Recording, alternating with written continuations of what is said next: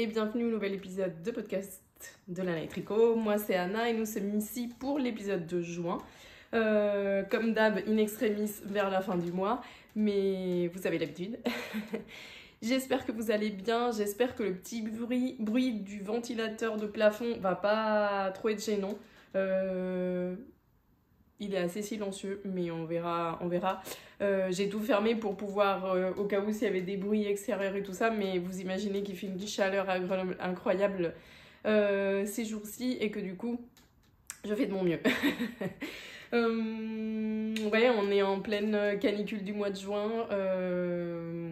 Voilà, c'est reparti pour un été de chaleur, je pense. On a été épargné l'été dernier, mais je pense que cet été, ça va être rebelote comme l'été de 2023. Voilà, on va pas parler de chaleur, c'est le sujet du moment. C'est pas un podcast météo. Et voilà, cependant, parlons de chaleur et parlons de tricot. Vous allez voir que j'ai quand même des choses à vous montrer.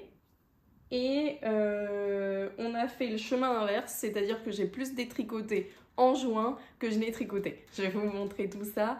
Je vais vous montrer du tricot, du crochet, du détricotage, des projets semi en cours, des projets finis, des projets en cours. Et voilà, c'est déjà pas mal. Je vais vous parler aussi, je pense... Au début, là, je vais le faire maintenant, un peu sur l'anniversaire de la boutique qui a eu lieu il y a une quinzaine de jours, mi-juin. Et à la fin de l'épisode, je vais vous parler aussi d'un petit cadeau que je vous fais ici sur la chaîne YouTube. Donc voilà, si ça vous intéresse, restez. J'espère que vous avez passé un bon mois de juin, que vous y allez tranquillement vers des vacances d'été, si vous avez la chance d'avoir des vacances en été. Ou des vacances tout court. Et voilà, j'espère que vous avez passé un bon petit moment avec moi. Voilà, donc j'allais parler, oui, de l'anniversaire de Lana et Tricot. On a fêté nos 8 ans, qui coïncidait avec le samedi 14, qui est la journée internationale du tricot en public. Donc comme d'hab, j'aime bien faire un petit événement à cette occasion-là. Et puis là, on a fait coïncider avec l'anniversaire de la boutique, qu'on a fait coïncider avec un week-end tricot. Donc on a fait... appel à des personnes pour venir nous rejoindre dans une sorte de week-end partagé pour faire venir en fait des personnes qui étaient de l'extérieur de Grenoble sur cet anniversaire et pouvoir partager avec la communauté tricot, avec la boutique et à l'occasion de ces 8 années de boutique. Et comme d'hab, ça a été un vrai plaisir de vous accueillir. On a eu en invité spécial Déborah des Petites Potions et Cynthia Palais de Mouche et ses amis, que vous connaissez certainement. Et voilà, on a été ravis de les accueillir, ravis d'accueillir toutes les personnes qui sont venues, les personnes qui sont venues pour le week-end tricot, les personnes... locales, habituelles ou plus sporadiques qui viennent pour ce genre d'occasion. C'est toujours un plaisir de voir que vous êtes à l'appel. On a été hyper nombreux. Malgré la chaleur, on a été rattrapés par la chaleur. C'était les premières chaleurs d'été du mois de juin, donc c'était un peu pas prévu et on a été un peu rattrapés par la chaleur, mais c'était incroyable de voir que malgré la chaleur vous étiez au taquet et que vous ne nous avez pas lâché dans un week-end de fête et que vous êtes toujours aussi contentes et contents de nous rejoindre, de voir ce qu'on a à vous proposer. On a aussi, enfin je profite pour remercier Mathieu, de Tricoteur Mathieu, pour la démo Tricot Machine qu'il a fait avec, qu'on a fait ensemble dimanche matin, où il a apporté des machines un peu plus techniques ou techniques sur d'autres points que moi je n'ai pas, et du coup ça faisait parfaitement le complément. Enfin bref, je veux pas commencer à citer des personnes parce que je sais que je vais en oublier et je déteste ça, et s'il fallait que je cite tout le monde, il faudrait que je fasse un épisode de podcast entier. Donc vous savez qui vous êtes parce que vous avez partagé tout ça avec nous et je vous remercie vraiment du fond du cœur. Tout comme les personnes qui sont des clientes locales mais qui ne sont pas locales, c'est-à-dire qui sont des clientes habituelles de Lanae via le site et qui n'ont pas de boutique locale et qui nous considèrent leur boutique locale parce qu'elles aiment bien commander chez nous depuis que ce soit le début, la moitié ou que 1 an ou que 6 mois. Donc vraiment merci. C'est une belle aventure je ne vous cache pas, beaucoup d'heures de travail. Beaucoup d'heures de travail qui ne se voient pas. Mais que je suis en mesure de faire, de par mon contexte personnel et professionnel. Et que voilà, je fournis avec beaucoup de plaisir quand je vois qu'il y a eu qu'il y a cette réponse-là aussi derrière, qu'il y a tous ces... Voilà, tout cet engouement, mais aussi tout ce plaisir de venir en boutique, de venir faire des rencontres. Voilà, moi, c'est vraiment ce que je souhaitais pour cet anniversaire, c'était d'être le pont pour beaucoup de personnes de partage et de vécu, en fait. Et je pense que ça a été le cas. Bien sûr, moi, lors de ce genre d'événement, je peux pas être présente de la façon... Enfin, c'est comme les mariés lors d'un mariage. C'est les personnes qui en profitent le moins parce qu'ils sont fatigués de la préparation en amont. Il faut qu'ils soient un peu avec tout le monde. Ils sont aussi à la logistique de que tout se passe bien. Bah, du coup, enfin, moi, j'imagine ça un peu comme ça. Donc, c'est un peu le parallèle que je fais toujours. C'est moi, je suis la personne finalement qui...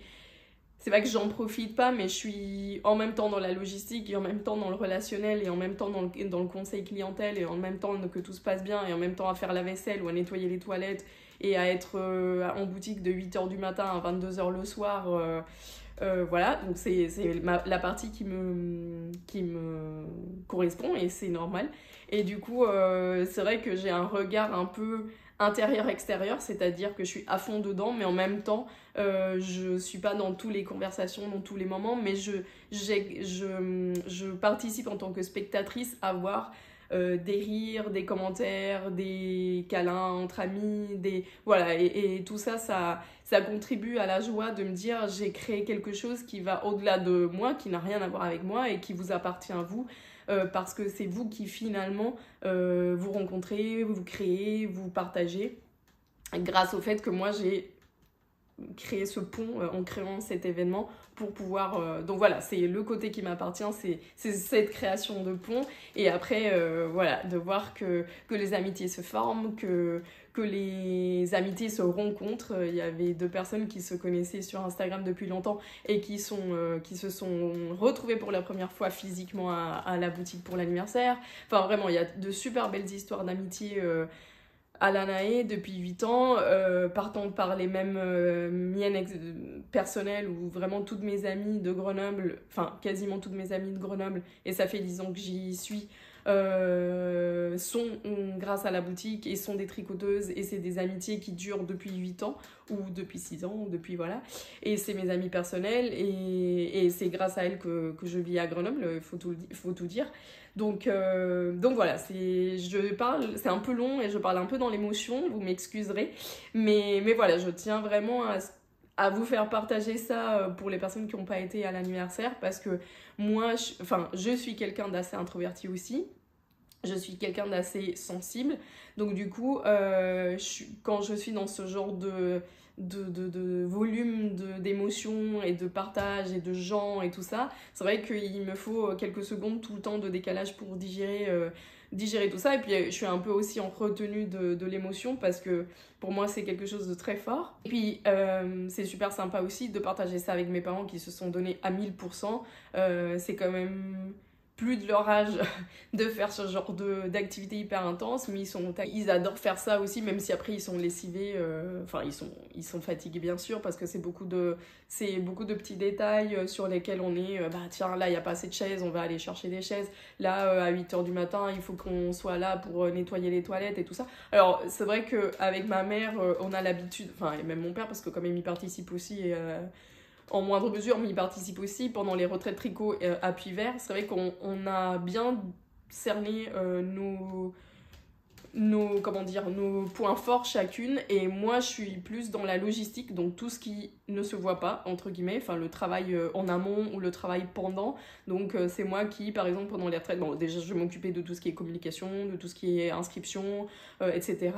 On va dire en ligne, et puis je vais être la personne qui va débarrasser, qui va se lever à 7h30 ou 7h du matin pour préparer les petits déj, qui va nettoyer nettoyer les toilettes, donner un coup ci, enfin organiser, bah là c'est le moment d'atelier donc je vais préparer là un truc. Donc je suis un peu dans l'intendance et dans la logistique parce que c'est vraiment quelque chose qui me plaît et quelque chose où je suis, enfin voilà, je suis un peu plus cadrée. Et ma mère elle est hyper forte dans le relationnel, donc c'est quelqu'un qui a 40 plus d'années d'expérience dans le commerce et dans le relationnel. Donc du coup, et puis elle est plus extravertie que moi aussi, donc elle est hyper à l'aise là-dedans, donc elle vous met à l'aise, elle papote et tout ça. Donc ça permet de créer vraiment une super équipe. Puis mon père qui est dans l'intendance aussi derrière, où il va dire, bah tiens là il faut vider le lave-vaisselle, il faut remplir le lave-vaisselle, il faut... Donc du coup on est hyper maintenant, on sait quelles sont nos places et nos points forts, et on sait où on peut se relayer aussi. Et du coup, je trouve que c'est hyper complémentaire et hyper agréable de travailler comme ça avec ta famille, avec la famille, parce que c'est pas toujours ça peut ne pas être facile. Après, il faut dire que moi, j'ai beaucoup travaillé avec mes parents dans leur dans leur commerce, que ce soit à l'école qu'ils ont eu ou que ce soit dans un magasin aussi qu'ils ont tenu. Donc voilà, on est un peu habitué à savoir, on se connaît suffisamment dans le professionnel pour savoir qui a la meilleure place à quel moment.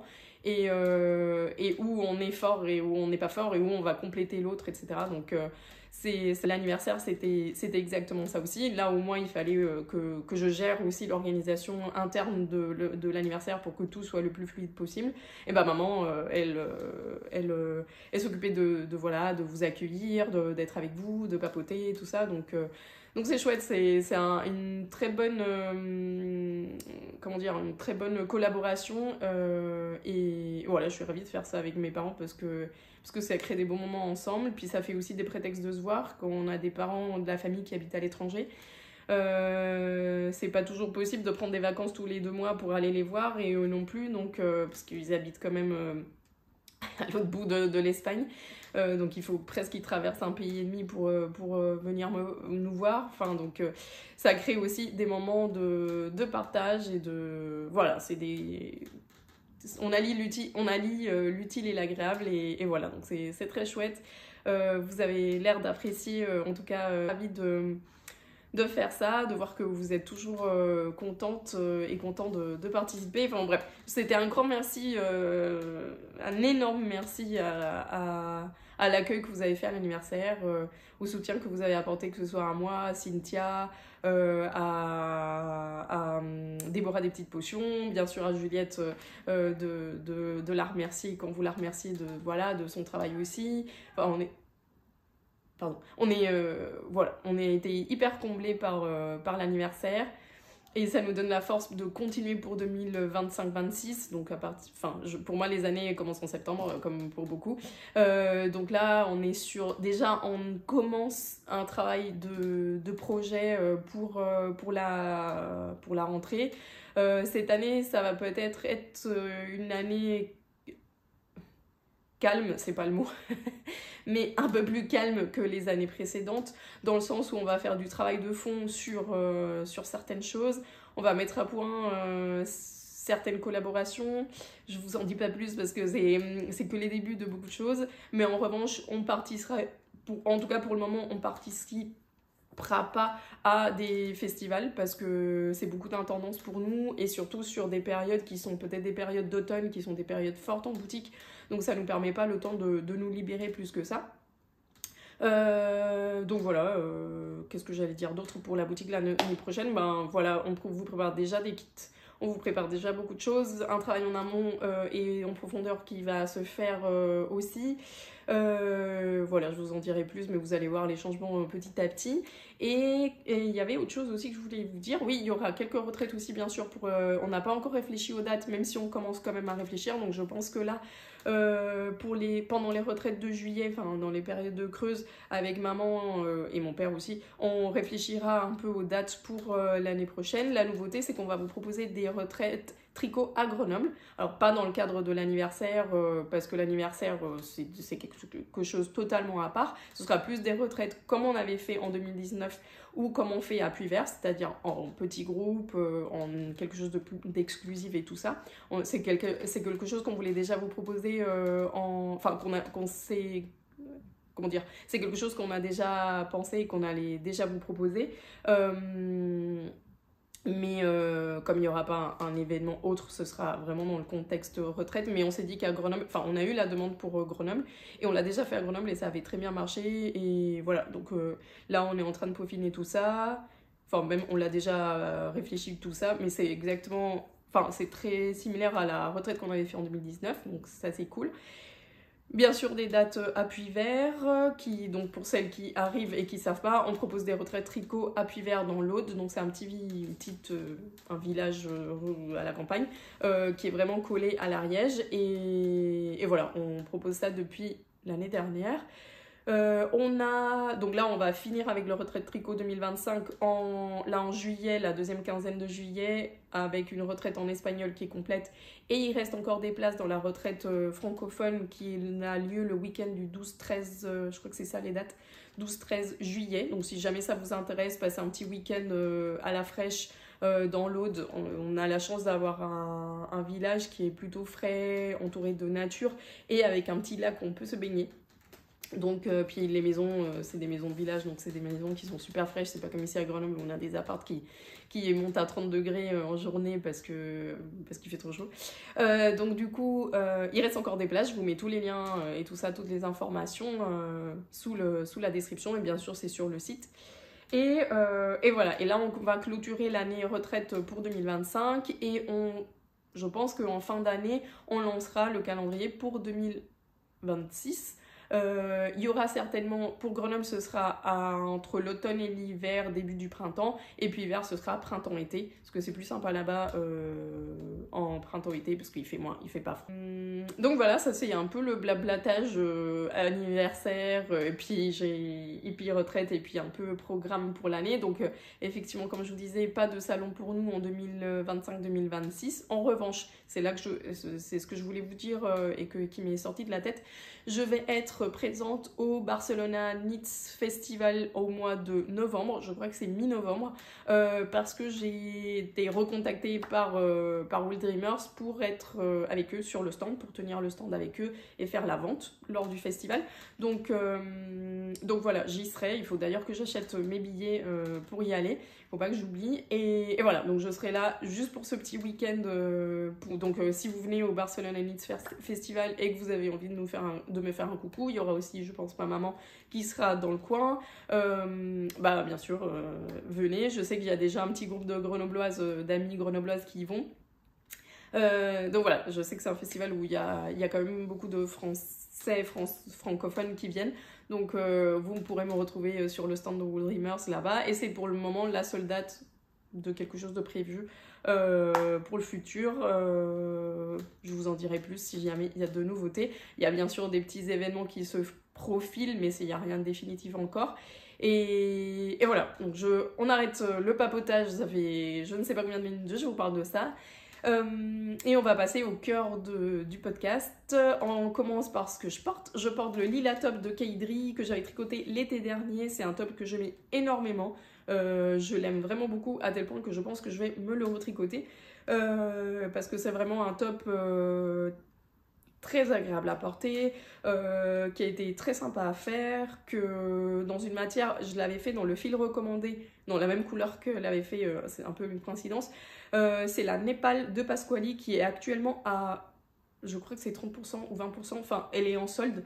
Donc c'est un mélange, c'est un fingering en mélange coton et lin. Il est très très agréable, je le porte par toute chaleur. C'est vraiment très très sympa à porter. Je ne l'ai pas fait cropped, il m'arrive bien sous le nombril. Il n'est pas mi-fesse non plus parce que c'est pas la coupe que j'aime. Mais comme c'est un top down, vous pouvez le moduler en longueur comme vous le souhaitez. Il est fini par des high-cords ici pour les bretelles. Franchement, il est super bien fini. La seule chose, c'est qu'il baille un tout petit peu ici. Alors, c'est pas très gênant, mais là je l'ai pas relavé, donc je pense qu'en le relavant il va se redresser un peu et c'est un peu comme les jeans, le coton, quand vous le lavez ça se remet un peu en place et c'est en le portant que ça se ramollit, donc voilà, je pense que ça va se retenir. Et sinon j'ai pris une petite chaînette au crochet comme j'avais fait sur le dos pour que ça se tienne un tout petit peu plus, mais bon après avec le mouvement c'est sympa, c'est fluide, c'est vraiment une qualité qui est très très sympa à tricoter. Mais je ne sais pas si je le tricoterai dans la même couleur ou dans un lin type créalino de langue. J'aimerais bien tester dans la créalino parce que j'ai rien dans l'acrylino et c'est vraiment une qualité que j'aime beaucoup. Et ils ont sorti de nouvelles couleurs en plus, donc je pense que peut-être je vais le faire en acrylino pour l'avoir dans une autre qualité. L'acrylino, c'est du 100% lin de chez Lang, si jamais vous ne connaissez pas. Donc voilà pour ce lilas top que je pense que j'avais tricoté en 3,5 de mémoire, mais je mets ma fiche Ravelry aussi, comme ça vous pouvez la consulter. Et comme je vous disais, ben, c'est un fil qui a très bien vieilli, hein, vous voyez, il n'y a pas de bouloche, pas de rien à dire. Je l'ai porté, je crois que j'avais tricoté pendant l'été dernier, donc j'avais dû le porter à la fin de l'été, et là je l'ai porté depuis le mois de mai, fin mai, la courant juin, et hyper contente, hyper agréable. J'aime beaucoup la couleur aussi, je sais pas si c'est la couleur qui me va le mieux, mais en fait je fais pas tellement attention à ça, je porte que les couleurs qui me plaisent. Et voilà, c'est ma conclusion des couleurs.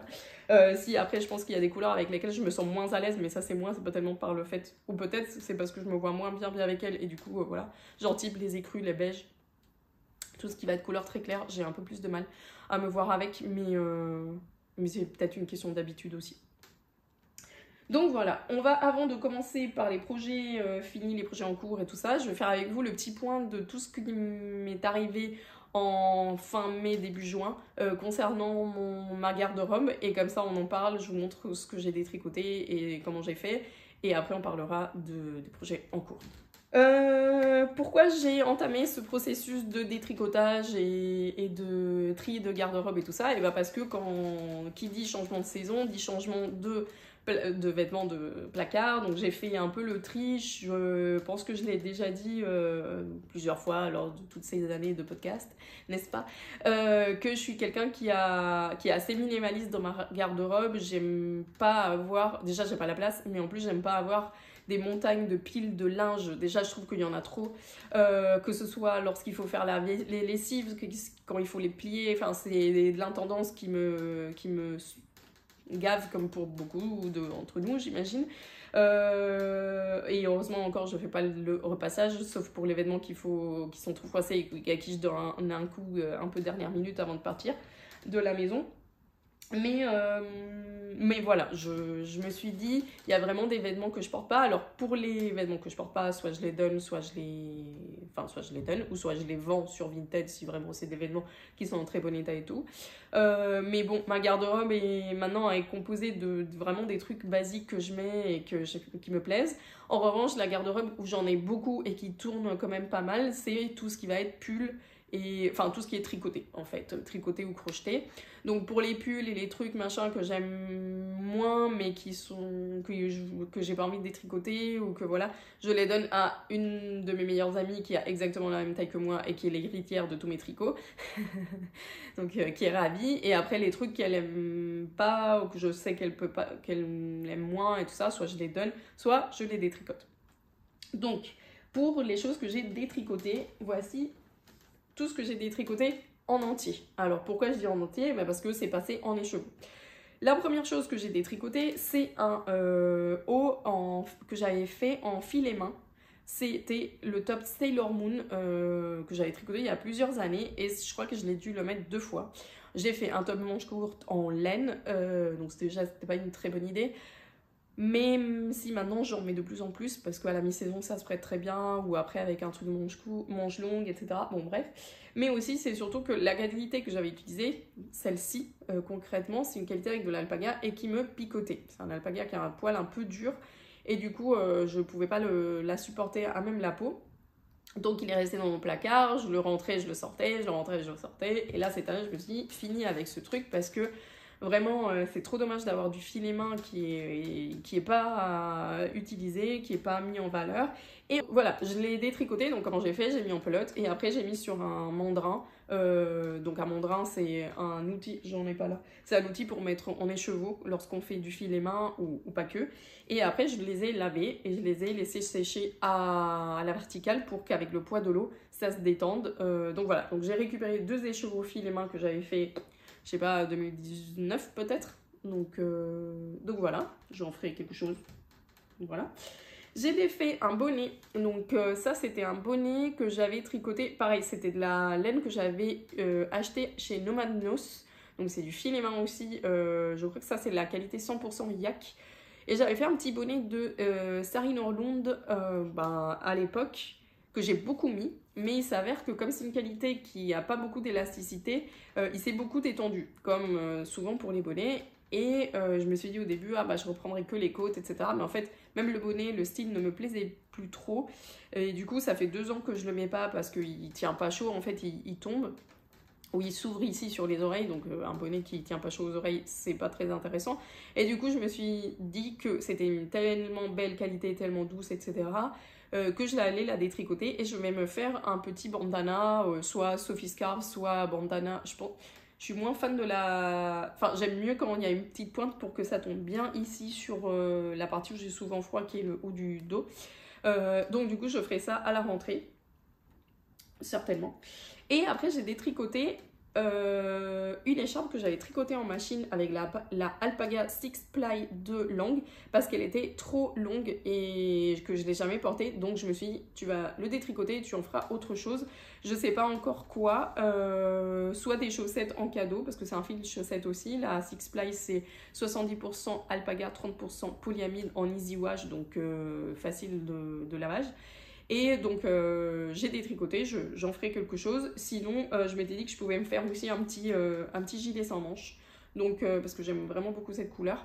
Donc voilà, donc ça a été détricoté. Donc ça fait 5 chevaux qui ont été détricotés. Et vous allez voir que ça ne s'est pas arrêté là.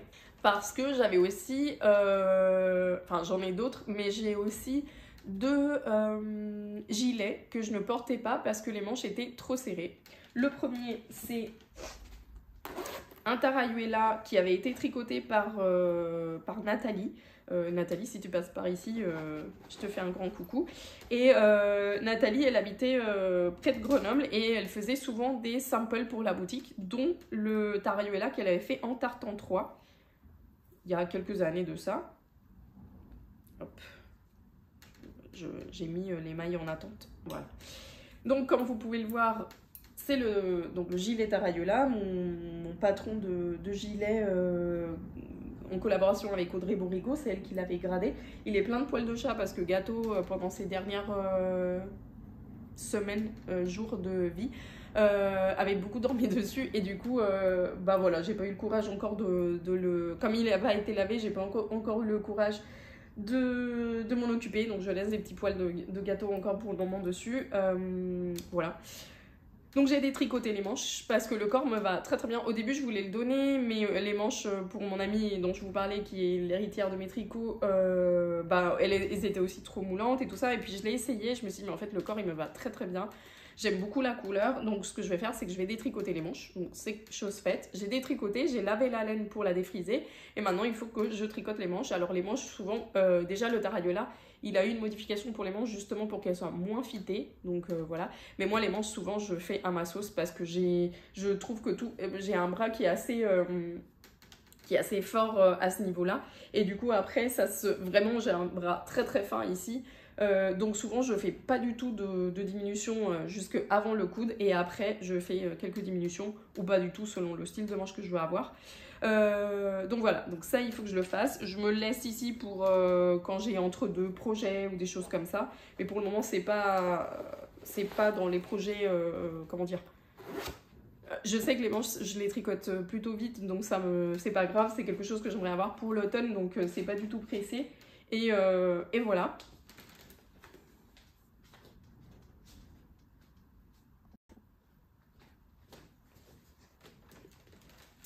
Et j'ai fait exactement la même chose pour mon Belmont cardigan. Mon Belmont cardigan, je l'avais tricoté pareil il y a plusieurs années.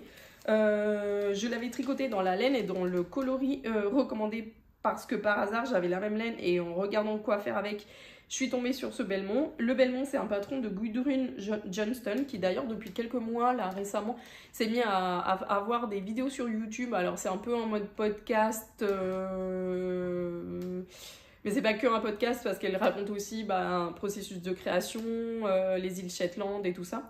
Donc moi, c'est une créatrice de patron que j'aime depuis mes débuts de tricot. D'ailleurs, il y a un patron d'elle que j'aimerais vraiment faire et c'est un patron qui est hyper vieux parce qu'elle collaborait beaucoup avec Brooklyn Twin. Et Brooklyn Tweed a été un peu une première introduction pour moi dans les super beaux patrons de tricot parce que ma mère est ultra fan de Jared et de Brooklyn Tweed. Et du coup, moi aussi. Et donc Gudrun a été déjà dès le début dans ma palette de designers préférés. Je trouve que j'ai pas assez fait de modèles d'elle parce qu'il y en a vraiment, je crois que j'aime le 90% de ces patrons. Mais c'est vrai que j'en tricote pas assez souvent. Et bon bref, comme j'adore ses podcasts et tout, je les regarde et elle a refait le Belmont Cardigan dans une couleur un peu similaire à celle-ci. En fait, elle l'a fait avec des manches au coude. Le patron est prévu avec des manches 3/4 et assez fit. Et elle l'a fait avec des manches au coude. Et je me dis, c'est un patron que j'adore. C'est vraiment un patron que j'ai beaucoup aimé tricoter. J'aime tout dans ce patron, sauf que c'est un look peut-être un peu trop vintage pour moi. Dans sa forme d'origine, c'est-à-dire le côté manche 3/4, etc., très moulant, donc c'est vrai que c'est pas tellement mon style. Je l'avais tricoté parce que je l'aimais, mais c'était une période où je tricotais beaucoup de choses encore, mais j'avais pas encore cerné mon style vraiment, et je me trouve à le porter très très peu. Mais comme c'est un style très marqué, je peux pas non plus le donner facilement à des personnes qui seraient susceptibles de le porter. Donc bref, en voyant Gudrun et en réfléchissant à ma garde-robe et aux vêtements que je portais pas mais que j'aimais, etc., je me suis dit, bon, soit tu le détricotes, mais je vais vous monter la pièce, donc c'est vraiment dommage de détricoter toute cette belle dentelle, soit sinon t'en fais quelque chose. Et la vidéo de Gudrun m'a vraiment donné la motivation de me dire, bah tiens, je vais faire des manches au coude, ça va lui donner un look vintage, mais peut-être plus facilement mettable dans mon propre style personnel à moi. Il y a une autre chose aussi, c'est qu'il est très moulant, donc les boutons s'ouvrent et ouvert, il n'est pas aussi joli que fermé. Donc ce que je vais faire aussi, c'est que je vais en fait le coudre, donc ça va être un t-shirt. Je vais le coudre de façon à ce que quand je le porte, bah, ça bâille pas. Mais j'ai jamais trouvé les bons boutons qui me plaisaient avec, donc pour le moment je vais laisser ces boutons là, mais je trouve que comme ils sont en métal, ils sont très lourds, donc c'est aussi que ça, ce qui contribue à ce que ça baille, pardon. Donc je vais faire manche au coude, je vais coudre le devant par l'intérieur de façon à ce que ça se voit pas, comme ça il va pas s'ouvrir, et je vais le porter en t-shirt à toute saison, alors peut-être pas en été parce que c'est de la pure laine Shetland, mais je vais le porter peut-être en sous-pull, enfin je vais vraiment essayer de le porter à la mi-saison avec un petit débardeur en dessous, enfin voilà, de lui donner une vie. Donc vous voyez, j'ai détricoté les manches jusqu'à la largeur souhaitée. Et après, je pense que je vais faire des manches droites, peut-être avec une diminution ici, juste avant le coude. Et je vais les faire au coude, comme elle a fait Gudrun. Donc là, j'ai déjà mis les pelotes en pelote. Parce que pareil, j'avais fait la même chose que je vous ai montré. Je les ai défaites, je les ai lavées. Donc là, je les ai mises en pelote. Il faut juste que je mette les mailles sur des aiguilles et que je les tricote. Donc ça, j'aimerais le faire plutôt rapidement. Je pense que je vais profiter de ça. On a une soirée tricot le vendredi 4, la dernière Knit Night de la saison. Donc là, je pense que je le mettrai dessus pour tricoter. Et voilà, et je vais lui donner un bon petit rasage pour le mettre à neuf, un bon petit blocage pour bien les tirer. Et il sera comme neuf pour... voilà, donc je vais récupérer ce tricot qui me plaît beaucoup, mais qui effectivement, je ne portais pas assez. Les manches étaient assez fitées et elles étaient 3/4, et c'est vrai que je trouve pas ça super confortable. Je préfère autant avoir des manches longues et les retrousser, ou avoir des manches qui me gênent pas au niveau du coude. Donc voilà, j'espère qu'avec ces modifications là je vais être en mesure de le porter un peu plus et de lui donner plus la vie qu'il mérite, parce que c'est vraiment un très bel ouvrage. Je pense que Gudrun a modifié le patron aussi légèrement pour qu'il soit encore plus facile dans le tricot, lorsque vous le tricotez, et voilà. Donc ça, c'est pour ma séance détricotage de changement de garde-robe. J'ai aussi détricoté, ou commencé à détricoter mais là c'était un projet en cours de l'année dernière. Je vous l'avais montré lors de la vidéo un peu du tri des whips. D'ailleurs, je pense que je vais en faire une bientôt, parce que mes projets en cours débordent dans des choses que je sais que je vais pas continuer, donc il faut que je m'y attelle. Et en fait, c'était le top Floribunda dans un Pom-Pom magazine que j'avais commencé avec de la Antigone il y a pile un an. C'était le week-end de mon anniversaire, donc fin juin. Et en fait, j'ai adoré faire le top, mais je n'ai pas du tout les couleurs ensemble pour moi. Voilà un peu ce que ça donnait. C'est un top au crochet et je n'aime pas du tout cette gamme de couleurs, parce que en fait, je n'aime pas, je pense, cette couleur-là concrètement. Enfin, c'est pas que je l'aime pas, je l'aime, mais je l'aime pas pour moi et c'est pas une couleur qui me fait vibrer moi. Donc c'est la couleur macaron de Antigone et malheureusement c'est la couleur dont j'ai le plus. J'ai tout ça encore de macaron à épuiser. J'avais d'autres couleurs, alors j'ai plus les étiquettes, donc ça c'est un lavande clair, je sais plus le nom, lune peut-être, ou lune c'est un peu plus gris, ça c'est peut-être mandarine, ça c'est un taupe foncé et un violine. Voilà, donc ça c'était les couleurs que j'adore ensemble, mais je pense que macaron je sais pas, me tape dans le système, donc j'arrive pas à... j'arrive pas à que ça me plaise. Objectivement, ça me plaît, mais si je suis sincère avec moi-même, ça me plaît pas. Bon, ou je le mettrai pas, voilà. Donc j'avais quand même fait des granny dedans et tout, donc avec les granny, je vais pas les défaire parce que sinon ça me fait plein de petits bouts de laine, de fil inutilisables, donc je vais faire, je pense, un petit sac à offrir ou pour moi, peu importe. Donc ça, je vais faire des granny de temps en temps et puis ça avancera comme ça avancera et j'utiliserai les restes. Et j'ai fait avec ces trois couleurs-là, tricoté en double, enfin crocheté en double, j'ai fait un petit sac. Ça enchaîne un peu sur mes projets finis du coup, mais j'en ai que 2 donc ça va être rapide. Alors il est un peu rigide parce que je l'ai bloqué, je l'ai lavé et il a séché avec la canicule et du coup voilà. Donc c'est un petit sac à inspiration d'un patron gratuit de tote bag comme ça en Vichy. Je vais vous mettre le lien en dessous, c'est un projet gratuit sur Ravelry. Il est en anglais. Oui, il est en anglais. Il aurait fallu que je le bloque épinglé parce que là, il est un peu tordu. Mais bon, comme c'est un petit sac pour être utilisé, je pense qu'il va se déformer avec ce qui sera... avec ce dont... Enfin, je mettrai dedans. Donc, c'était censé être un tote bag, mais je crochette serré. Donc, en fait, ça s'est plutôt transformé en petit sac. Et je me suis dit que ça pouvait être mignon de mettre des anses comme ça en mode petit sac à projet. Donc, je pourrais mettre... Enfin, je sais pas, je pourrais mettre, par exemple, les pelotes qui sont là. Top, et du coup les transporter comme ça un peu en mode mignon. Voilà. Je sais pas si je le garde pour moi ou si je l'offre. Je sais pas, je vais voir. Et donc comme je vous disais, je l'ai crocheté en double fil d'Antigone pour faire ce motif Vichy. Donc comme j'avais une palette un peu dans un camailleux, je trouvais que ça pouvait marcher bien et je pense que c'est le cas, je suis assez contente. Et je l'ai fait en 4 mm. Donc voilà, c'est assez dense, mais comme c'est un sac, il ne faut pas que ça se voit trop à travers. J'ai après moi modifié ça, donc j'ai fait des demi-brides pour faire la hanse. J'ai fait une chaînette pour monter, et voilà. Donc ça, c'est une modification facile à faire. C'est vrai il a l'air un peu tordu, mais c'est au blocage, et il aurait fallu que je l'épingle. Et en fait, je l'ai juste laissé sécher dehors, et il a pris une forme un peu bizarre. Mais je pense qu'avec l'usage, il va se mettre en état, enfin en forme. Et voilà, et donc dans l'action, il sera voilà. Donc c'était un petit projet, voilà, que j'avais envie, je suis partie en week-end et j'avais envie d'un truc un peu rapide et facile et qui me permette de passer un peu des fils que j'ai, et bon, je suis assez contente.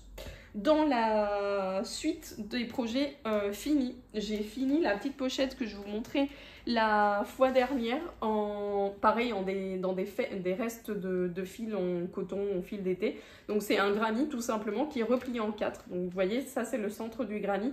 Et je l'ai replié en 4. J'ai cousu, je vais l'ouvrir comme ça, je vous montre. Avant de coudre, j'ai cousu un tissu ici, un Liberty. J'ai cousu un tissu tout autour, à la machine, tout simplement. J'ai découpé mon tissu à la forme du carré. J'ai fait un petit ourlet, puis j'ai cousu sur le granny. Et donc j'ai cousu après, avec le même fil vert là, que j'ai utilisé, j'ai cousu les côtés, j'ai mis le bouton. Et du coup, j'ai fait une petite chaînette au crochet pour pouvoir refermer, j'ai cousu un bouton. Donc c'était un bouton que j'avais dans mes stocks, qui est un bouton de Atelier Camlire de Cécile, que j'avais. Je trouvais qu'il allait bien dans l'esprit un peu kitschoun et coloré. Voilà, j'avais de toute façon pas d'autres boutons qui allaient mieux, et lui il a du bleu, du rose. Donc voilà, ça fait un truc vraiment kitsch, années 70s, mais je pense que ça va bien avec la personne pour qui je l'ai faite. Donc voilà, ça fait petite pochette de sac à main pour mettre, je sais pas, les protections de règles menstruelles, les mouchoirs, le rouge à lèvres, les trucs ou peut-être un petit, je sais pas, voilà, ça peut être même suspendu comme ça, en mode de mini trousse de toilette, je sais pas. C'est mignon, j'ai utilisé des restes, que ce soit pour le tissu. C'est une chute de tissu que m'avait donné une amie en Liberty. J'ai utilisé des chutes de fil. Donc ça peut être des plus grandes pochettes si vous avez des plus gros restes, des plus petites pochettes si vous avez... Voilà, c'est des trucs, je sais pas. De temps en temps, j'aime bien faire des petits gadgets comme ça. Je trouve que c'est mignon. Alors, il est un peu... Pareil, je l'ai pas assez bien bloqué. Du coup, il est un peu wonky. Il est un peu tordu, mais pareil à l'usage, je pense qu'il va prendre de la forme. Je l'ai quand même repassé, enfin j'ai fait une vapeur. Donc du coup ça l'a détendu un peu, mais c'est vrai qu'il aurait mérité d'un truc bien carré, un blocage bien carré. Mais bon, pour ce genre de choses, je trouve que c'est suffisant. Donc voilà pour mes 2 projets finis. Avec l'anniversaire et tout ça, j'ai pas eu un temps de fou de tricoter, et puis je me suis vraiment lancée dans ces séances de détricotage sur 2 week-ends ou 2 journées vraiment où j'ai fait que ça, que trier mon événement, détricoter ce que je voulais pas détricoter, et voilà. Donc mine de rien, ça prend du temps aussi. Et aussi parce que mon projet principal en cours, ça a été un projet que vous n'avez pas du tout vu, que je vais vous mettre sur l'écran parce que je suis incapable de prononcer le nom de ce patron, parce que c'est de l'irlandais si je me trompe pas, et c'est de la créatrice Albiona, pareil je le prononce certainement pas comme il faut, McLaughlin. Je vous le mets par écrit, je suis désolée pour les personnes qui savent le prononcer correctement. Dans mon petit sac Kuroneko, pour vous montrer que même un yoke en fingering rentre dans ces petits sacs. Et effectivement, mon projet en cours, c'était de tricoter le yoke. C'est un yoke en dentelle circulaire. On va rien voir parce que je ne l'ai pas encore bloqué. Je peux peut-être l'enfiler, mais ça va peut-être être un peu... Bon, non, je ne vais pas l'enfiler. J'ai fini par un icord. Je pense que les cordes est trop serrée, donc il va falloir que je le défasse. Mais ce sera pour un autre jour.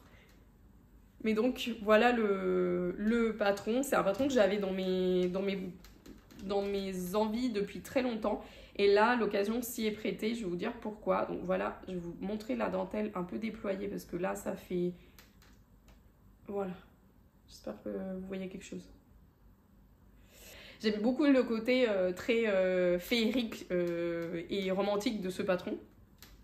Et Justina de Felicippunto m'avait offert 2 écheveaux de Solaris, qui est maintenant une qualité qu'on a en boutique. Alors on l'a en boutique physique, on n'a pas pu la mettre encore en boutique en ligne parce que on a des améliorations sur notre système de stock en cours, et du coup comme ils sont en train de travailler sur ceci, on ne peut pas créer de nouveaux produits en masse, c'est-à-dire que les produits qui ont beaucoup de variations de couleurs, on peut pas les créer pour le moment. On peut créer que de temps en temps des petits produits ou des petites choses, mais on peut pas créer des produits en masse parce qu'ils sont en train d'améliorer notre système actuel. Donc voilà, après si vous en voulez, envoyez-nous un mail, il n'y a pas de souci, on vous créera une commande personnalisée. Mais en tout cas, il en reste de moins en moins parce que les clientes de la boutique physique en ont bien profité. Pour vous mettre en contexte, la Solaris, c'est une base exclusive à Justina de Felicippunto, et c'est un 75% mulberry silk, donc de la soie de mûrier, et 25% de lin, 400 mètres pour 100 grammes. C'est une fingering, light fingering, et là c'est le coloris Cléo. Voilà, donc c'est teint à la main par Justina, qui est notre partenaire, collaboratrice, fournisseuse depuis plusieurs années maintenant, avec qui on s'entend, enfin je m'entends très bien. Et elle m'avait gentiment offert ces 2 écheveaux parce qu'on avait on s'était dit que j'avais envie d'avoir la base en boutique, et elle a été super gentille et puis elle me les a offerts. Je pense qu'elle a bien vu que c'était une couleur qui pourrait m'aller et que j'aime bien. Donc voilà, et pourquoi je me suis arrêtée? En fait, j'ai tricoté non-stop sur ça. Déjà parce que c'est super agréable à tricoter en tant que fil, mais aussi le patron est très addictif parce que tu as ces petites dentelles là qu'il faut avancer et tout, donc je trouve ça hyper engageant, sans que ce soit difficile en tout cas pour moi. C'est un patron qui se commence top-down. Alors elle fait un montage provisoire pour après venir récupérer les mailles et faire un I-cord. Moi, j'ai pas fait le montage provisoire, j'ai monté mes mailles et après j'ai fait l'I-cord, mais que j'ai fait trop serré parce que c'est ma faute, j'ai pas changé de taille d'aiguille. Il aurait fallu que je prenne une taille d'aiguille en plus et que je me relâche un tout petit peu, mais je crois que j'étais un peu pressée pour pouvoir l'essayer et tout. Il y a des rangs raccourcis sur le dos, le haut du dos. Après, on fait la dentelle et après, on fait quelques rangs raccourcis aussi pour le bas du dos. Donc ça, c'est parfait. Et en fait, l'idée maintenant, ce qui me reste à faire, c'est, il faut que je le prenne avec moi en boutique, c'est que je vais faire un échantillon à la machine pour matcher l'échantillon que j'ai à la main et faire le corps avec la machine. Je pense que je vais avoir des manches plutôt courtes ou au coude parce que j'ai que 2 écheveaux, donc j'ai que 800 mètres et je veux pas un corps excessivement crop, j'aimerais un corps pareil qui m'arrive à la poche du jean quoi.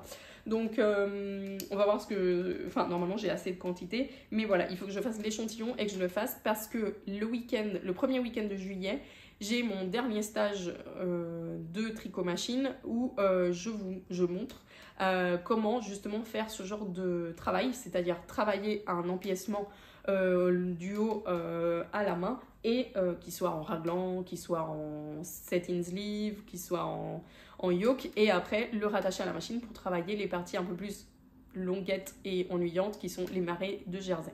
Donc ça, je veux le faire pour l'atelier parce que je veux écrire pour les élèves la séquence que j'utilise pour le faire parce qu'il y a des petites étapes quand même à tenir en compte et je veux l'écrire en le faisant pour pas oublier des étapes. Donc voilà, donc ça il faut vraiment que je m'en occupe au plus vite parce que mine de rien le premier week-end de juillet c'est pas le week-end prochain mais le week-end d'après, donc il faut vraiment que je m'en occupe au plus vite et si j'ai pas le temps de le faire en boutique, je montrerai ma machine ici à la maison parce que ma Silver... en pisal qui tricote de la jauge fine comme ça, je l'ai démonté pour pouvoir faire de la couture et bon sinon je la montrerai et puis ça prend pas non plus 3 heures, hein, ça prend 10 minutes mais c'est un peu la flemme alors qu'à la boutique j'ai déjà la machine qui est en place et que je peux utiliser voilà, plus rapidement. Je viens de me souvenir en parlant de machine que j'ai pas du tout dit ça, mais pardon pour cet intermède, en parlant de machine ça m'est venu. Si vous voulez voir des vidéos, voire même beaucoup de vidéos sur l'anniversaire de la boutique, l'ambiance, les ateliers, enfin tout ça, allez voir, je vais vous la mettre en description, la vidéo de Eleonore de Fille en nuage, si je me trompe pas de son pseudo, enfin Eleonore, qui a fait un vlog de 2 heures sur l'anniversaire de la boutique parce qu'elle est venue pour le week-end tricot avec sa maman, avec Catherine. Elles ont été hyper adorables, vraiment c'était hyper sympa de les rencontrer en plus de toutes les autres personnes qui sont venues bien sûr. Franchement le groupe a été adorable et en tout cas Eleonore a fait un super vidéo dessus et je pensais machine parce qu'elle a pris des vidéos aussi sur la démonstration tricot machine qu'on a fait avec Mathieu. Donc bien sûr je vous mets le lien, vous pourrez aller le voir et je remercie Eleonore aussi pour ce vlog qu'elle a fait parce qu'elle a eu envie de le faire et que c'est super gentil de sa part. Donc voilà, vous me voyez plusieurs fois papoter tout ça, d'ailleurs vous me voyez dans le conseil, donc vous voyez un peu en action de mon quotidien de la boutique, donc c'est chouette parce que vous me voyez que dans ces moments-là un peu plus posée avec vous. Donc voilà, allez voir la vidéo d'Eleonore si vous avez envie de voir les coulisses de l'anniversaire. C'était vraiment très chouette. J'ai pas encore tout regardé parce que je crois que ça dure 2 heures. Et que voilà, me voir tout le temps, enfin il n'y a pas que moi sur la vidéo bien sûr, mais de me voir comme ça, c'est pas toujours un exercice facile. Enfin, bon, voilà. Mais c'est vraiment super sympa et je finirai de le voir et voilà. Donc je me suis souvenue de ça, je comptais vous le dire avant et puis ça m'est sorti de la tête avec toute mon émotion de partage et de tout ça. Donc voilà pour ce patron de Albiona, je crois que ça se prononce pas du tout comme ça. Le patron de ce yoke que je vais finir à la machine, je vous le montrerai fini le mois prochain, j'espère. Donc il n'y aura pas de podcast pour le mois d'août, ou peut-être si, parce que je serai rentrée de vacances pour la fin du mois d'août. Donc peut-être que vous aurez un petit peu d'épisode. Bon. Donc voilà pour mon yoke rose, on va l'appeler comme ça puisque le nom est... Elle met comment prononcer le nom sur Ravelry, mais j'ai pas retenu. Donc voilà pour mon projet en cours, qui a été le projet en cours principal jusqu'à ce que je sois à l'arrêt et que je me mette devant ma machine pour le finir. Et le deuxième que vous connaissez déjà et que j'ai repris pas plus loin qu'hier soir, c'est mon Stromboli, donc le patron de Caitlin Hunter que je fais dans la qualité Vaya de langue, c'est ceci, dans le bleu marine très très foncé. C'est un 74% coton, 16% mérino extra fine et 10% de yak dans un 200 mètres pour 50 grammes. Donc c'est un fil qui présente un peu comme de la DK. Moi, c'est vrai que comme c'est une chaînette, ça se prête beaucoup à beaucoup d'échantillons différents. Ça peut être en échantillon DK comme en échantillon fingering. C'est un vrai régal à tricoter et je vais vous montrer la dernière fois le Stromboli de Caitlin Hunter qui est un top en dentelle. Voilà. C'est un bottom-up, donc là ce que vous voyez c'est le bas du corps. Je vais essayer de vous le montrer comme je peux. C'est pas du tout évident. Hop, voilà. En transparence. Il faut faire 23 cm et demi de corps. J'y suis pas loin. Enfin j'y suis presque. Je crois que j'ai une vingtaine de centimètres. Donc ce que je vais faire, là j'ai commencé une nouvelle répétition hier soir. Donc je vais la finir et je pense qu'en la finissant et en rajoutant les 2 ou 3 rangs qu'elle dit de faire parce qu'il faut s'arrêter à un moment donné sur un rang concret, je pense que ça suffira. Ou sinon je refais une répétition entière. Voilà, mais je pense que ça suffira. Il me paraît pas très grand, mais comme c'est de la dentelle, je pense que ça va s'étirer pas mal. Ce qui peut-être je vais faire, c'est qu'une fois que je serai arrivée aux 23 cm, je vais le bloquer pour voir. Et ma foi, c'est hyper agréable. Maintenant, j'ai plus besoin du diagramme où je le regarde que de temps en temps pour être sûre. Parce que la dentelle du milieu, plus besoin de lire le diagramme. Mais les petits zigouigouis là qu'il y a sur le côté qui sont des fausses torsades, parfois j'hésite un peu sur quel rang il faut que je le fasse. Surtout parce que c'est un patron que je tricote pas tout le temps dessus, donc j'y vais par coup-ci, par cours-là. Et du coup, parfois, j'oublie un peu. Mais sinon, hyper agréable. Là, dès que je vais commencer, j'aurai fini le corps qui est la partie un peu plus longue. Je pense que ça va aller beaucoup plus vite parce que je vais séparer, je vais tricoter, hop, après séparer, faire les coutures et les manches. Et les manches, comme je vous le disais, j'ai pas encore pris de décision sur comment j'allais les faire. Peut-être que je vais laisser comme elle l'a fait en fin de compte. Je sais pas encore. Mais bon, hyper contente de ça. Je serai hyper contente de l'avoir pour la mi-saison. Je pense qu'avec le pourcentage de laine qu'il y a dedans, il sera peut-être trop chaud pour les grosses journées de canicule, mais j'essaierai quand même. Ça me permettra d'avoir un recul avec une base avec un peu de laine et voir comment je l'habille pendant l'été. Parce que c'est vrai que je fais des trucs que en végétal. Et voilà pour mes projets, ma foi. J'ai pas touché le chip sweater de Rosa Pomar. Je vous montre juste parce que j'ai quand même avancé sur les côtes. Mais c'est que des côtes, donc voilà. Et je m'étais arrêtée parce que je crois que je vous l'avais dit, je m'étais fait mal au coude de tricoter beaucoup avec des petites aiguilles. Donc j'avais posé un tout petit peu les petites aiguilles pour le moment. Je crois que j'ai fini les côtes, donc là il faut que je me concentre sur le modèle. C'est pour ça aussi que je me suis pas penchée dessus parce que j'ai pas eu le temps d'être posée et de pouvoir regarder le patron, voir bien comment, voilà. Je sais que Juliette a avancé dessus, donc je vais peut-être profiter de ses connaissances et du cal pour me lancer dans le comment ça s'appelle, dans le jacquard des moutons et vous dire aussi qu'il est de retour en stock dans la Pégoulal qui est la qualité recommandée par Rosa et qu'on a maintenant aussi mis l'option d'acheter le kit avec ou sans le patron. Jusqu'à maintenant on ne pouvait pas parce que Rosa n'avait pas autorisé la vente des patrons sur Ravelry pour les boutiques. Maintenant c'est fait, donc maintenant on vous propose l'option avec patron ou sans patron, donc vous pouvez acheter le kit aussi avec un prix un peu réduit lorsque vous l'achetez avec le patron. Enfin, ils sont le patron aussi parce qu'on a quand même fait une petite remise dessus. Mais voilà, c'était pour vous dire qu'il est en stock et il est avec ou sans patron en fonction de vos préférences. Ou si vous aviez déjà acheté le patron mais que vous voulez acheter la laine. Et moi, je le fais en boucle laine, en ouessant de boucle laine parce que j'avais aussi envie de faire le petit clin d'œil sur le fait de le faire dans une laine française parce que l'esprit du pull, c'est de valoriser les laines des moutons portugais. Et je me dis, bah, moi, je vais le faire avec la France. donc voilà, pour mes petites aventures tricot, crochet de ce dernier mois. En ce moment, je fais mon projet principal, c'est pas du tout ça. C'est une couette en patchwork, enfin une couette, une sorte de plaid en patchwork. Ma mère, et parce que je regarde aussi des vidéos de patchwork et de quilting et de couture et tout ça. Mais ma mère principalement fait beaucoup de patchwork depuis qu'elle a plus de temps libre. Et bon, elle en a toujours fait, mais bon, quand elle travaillait 50 heures par semaine, ben, c'était un peu un coup ci, un coup là.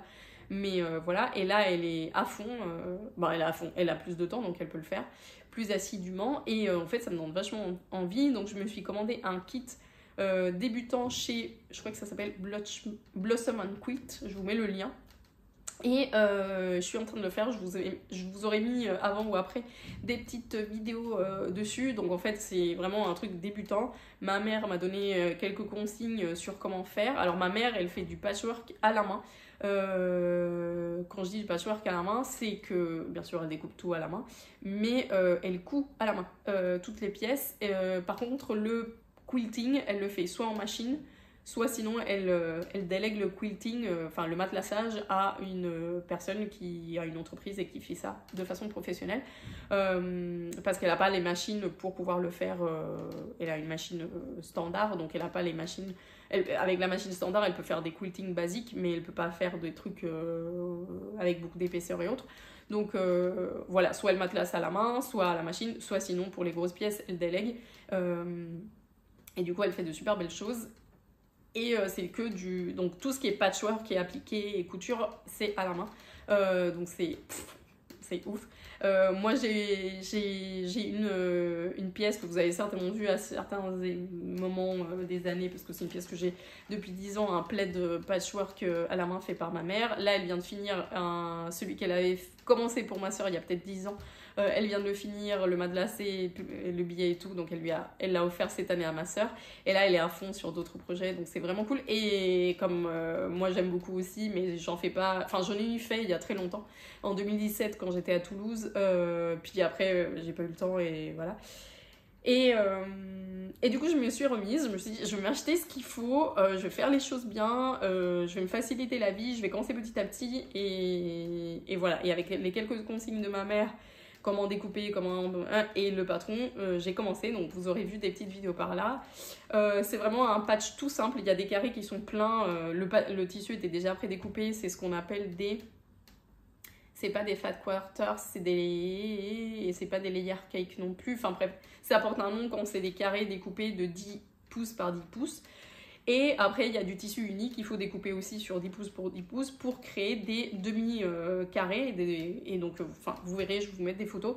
Et je suis en train de faire ça, donc c'est un peu mon projet entre 7h du matin et 10h et 9h du matin avant de partir à la boutique. Là, j'ai quasiment tout découpé, il me reste encore... donc j'ai fait par section de couleurs, j'ai fait les bleus, les verts, il me reste les oranges. Et après, il faudra tout assembler, les demi-carrés et tous les carrés ensemble et faire le plaid. Je vais pas faire le matelassage moi, je vais aussi, vais acheter tout ce qu'il faut et tout ça, et je vais aussi déléguer la partie matelassage à la même personne qui est en Espagne, qui matelasse pour ma maman. Parce que je veux faire un matelassage comme le patchwork, le quilt est très simple. Le plaid est très simple en termes de patchwork. Je veux un matelassage un peu plus élaboré. Donc du coup, voilà. Donc la personne, elle matelasse. Et après, je l'aurai... quand mes parents, ou à l'occasion quand la personne l'aura fini et que moi voilà. Et après il faudra placer le billet, donc je vais coudre le billet à la machine et après je vais coudre le billet à la main pour avoir une finition invisible. Et il faut aussi que je m'occupe du dos du matelas, du plaid, donc je sais pas si je vais faire un patchwork, quelque chose en semi-patchwork, donc un peu de patchwork avec des tissus qui me resteront, ou si je vais juste mettre un tissu plat uni ou enfin un seul tissu. Pour le dos, j'ai pas encore pris cette décision, mais ça viendra. Il faut d'abord que je finisse le top, donc la partie principale qui va se voir. Voilà, donc je me suis lancée là-dedans. Donc, et en parlant de choses dans lesquelles je me suis lancée et la fin du mois et que ça va coïncider avec mon anniversaire, mon anniversaire à moi personnel, pas celui de la boutique, je vais me lancer sur le métier, sur le tissage avec un métier à peigne en vergeur. Je suis en train de lire parce que je vais prendre un atelier avec Petra Marciniak, donc cette personne qui a écrit ce livre-là sur ce genre de métier-là. J'ai racheté le métier d'une amie il y a quelques années, peut-être 2 ans, et j'ai jamais trouvé le temps de m'y mettre. C'est le H-Fort de 40 cm là, enfin vraiment c'est les métiers que Petra utilise pour ce livre-là. Et ce livre, on me l'a offert, pareil, il y a quelques années quand il est sorti, et quand j'ai pris la décision de m'offrir ça pour mon anniversaire, je me suis penchée sur un peu plus la question, j'ai feuilleté bien en profondeur le livre, et c'est beaucoup plus vaste que ce que je pensais qu'on pouvait faire avec ce genre de métier, donc je suis très contente. Il y a vraiment des choses super, c'est hyper bien expliqué. Alors j'aurais pu me lancer toute seule, mais je préfère qu'on me montre parce que je trouve que moi j'ai appris toute seule à tricoter et à crocheter, et je trouve que j'ai perdu beaucoup de temps à apprendre certaines choses que maintenant je montre en 2 minutes à des élèves, et vraiment je sens par le fait d'être prof que la différence d'apprentissage est énorme, et c'est un gagne-temps incroyable, et c'est aussi beaucoup plus agréable. Donc je me suis dit c'est l'occasion, c'est mon anniversaire, je vais m'offrir cet atelier là. En plus Petra elle est à Annecy, donc du coup c'est pas si loin que ça, et je me suis replongée dans le livre avec un peu plus d'attention, et franchement c'est très très bien expliqué. J'aurais pu me lancer toute seule, mais comme je vous dis, si j'ai l'occasion, je préfère le faire avec un professionnel et apprendre avec quelqu'un. Et ce qui est super bien dans ce livre aussi, c'est qu'il y a des projets à la fin. Donc il y a aussi des tissus décoratifs, comme des choses pour faire des dessous de table, des écharpes. Enfin voilà, je vais essayer de vous montrer un projet. Par exemple, le projet débutant, c'est une écharpe. Et c'est une écharpe qu'elle a faite avec de la laine teinte à la main, donc le rendu est très très beau. Donc voilà, c'est quelque chose que j'ai envie de faire depuis très longtemps, et je me dis que c'est l'occasion et qu'il n'y a pas meilleure occasion qu'un anniversaire pour le faire. Donc je vais faire ça lundi 30 juin. Voilà, je vous en dirai plus si tout se passe bien et que j'en fais et autres. Mais je voulais vous parler de ça pour 2 choses. La première, c'est que ce que je veux faire avec le métier à tisser, c'est principalement passer mes fils les mains, parce que vous savez que je file, mais que je file des fils comme ça en 100 grammes ou 50 grammes colorés et autres, et que je me retrouve avec plein d'écheveaux dans lesquels je sais pas quoi faire. Donc pour moi, le tissage va venir compléter le filage, parce que mon idée, c'est de faire des tissus pour en faire des écharpes ou pour les offrir, etc. Mais aussi pour faire du tissu sur lequel après je peux découper et faire par exemple des sacs, des pochettes, pourquoi pas des vêtements ou des accessoires, etc. Donc mon optique avec le fil et main, c'était plutôt ça depuis très longtemps, et voilà, je pense que je le mérite. Du coup, je me suis offert cet atelier pour avoir cette approche en direct du peigne, du métier à peigne. Et comme j'en ai un, voilà, tout s'est concordé pour que je puisse le faire. Donc je vous recommande et le livre et peut-être l'atelier si tout se passe bien, mais je pense que oui. Petra, elle a l'air d'être hyper connue et hyper calée dans le milieu, donc très très hâte, je vous en dirai plus. Et on finit par le fait que, je vous avais dit au tout début du podcast, j'ai une petite surprise, un petit cadeau pour vous. Vous qui me suivez depuis si longtemps, ou peut-être pas depuis si longtemps, mais que vous me suivez sur YouTube, pour fêter mon anniversaire, l'anniversaire du podcast, l'anniversaire de la boutique, et pour vous remercier, je vous mets un petit code promo ici que vous allez pouvoir utiliser, on va dire... entre le 30, enfin on va dire du lundi 30 au dimanche suivant, donc cette semaine-là de fin juin, début juillet, et que vous pourrez réutiliser sur la boutique en ligne, exclusivement sur la boutique en ligne. Alors si vous êtes local, vous avez toujours l'option de passer commande en ligne et de retirer sur la boutique, en boutique physique. Et voilà, c'était un petit remerciement pour tout ça, pour l'été, pour fermer un peu l'année scolaire en vous remerciant. Je vous dis à très bientôt et j'espère que vous allez passer un bel été. On se revoit de toute façon normalement en juillet. À bientôt.